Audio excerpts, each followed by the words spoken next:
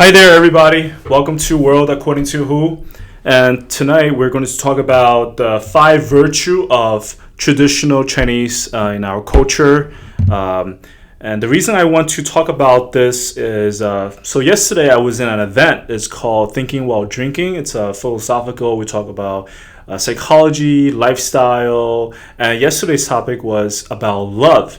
And there's a section that I decided to bring up what I have learned back in college. I discovered I was at the time was freshman, and I was very into character development, inner peace, and I was taking sociology class and psychology class. So that kind of like also encourages me to look into that direction, how to have like a harmonious society. So the five virtue is in traditional Chinese, it's called, the five characters is called 仁, 义, 礼, 智, 信. And what they mean, 仁 means compassion, it means empathy.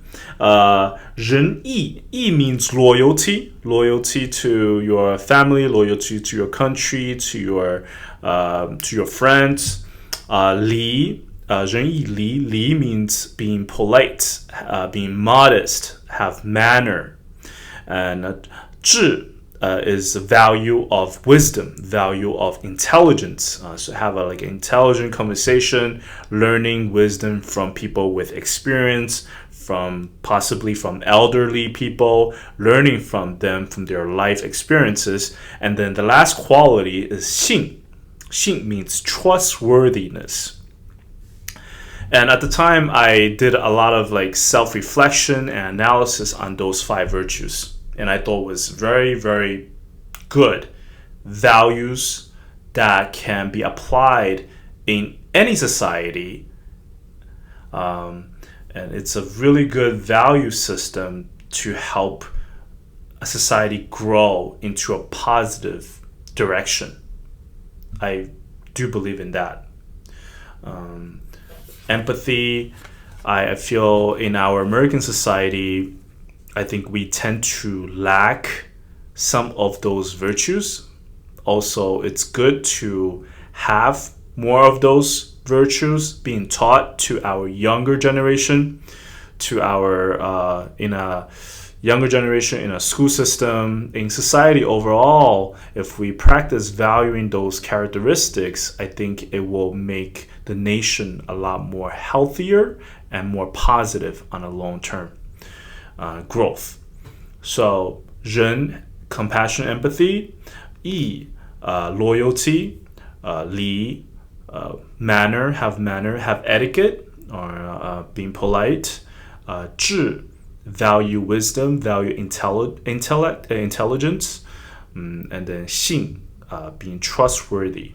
I noticed that in our modern society, people tend to be flaky a lot. I met this elderly white male, I think he was probably around 80 years old, at the gym a couple weeks ago, maybe over a month ago. And he was telling me that back in the day, when he was younger, he said a handshake with somebody, that is your word. That is your trust. You know, you're giving somebody this trust.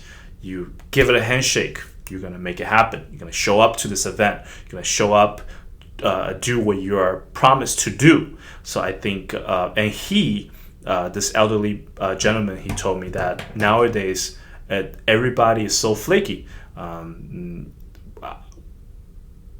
People say they're going to do something, but they decide not to do at the last minute, or decide not to do. It's like they're playing mind games with people. Maybe they maybe they experienced that from other people, so they're doing the same thing with their victims.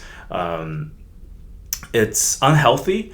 I think it's playing this mind game, like, you know, you need me more, or you need me more, I am not going to give it to you, or I'm not going to show up, so you kind of like maybe want to have my attention even more, or maybe it's a sense of insecurity that people practice being flaky.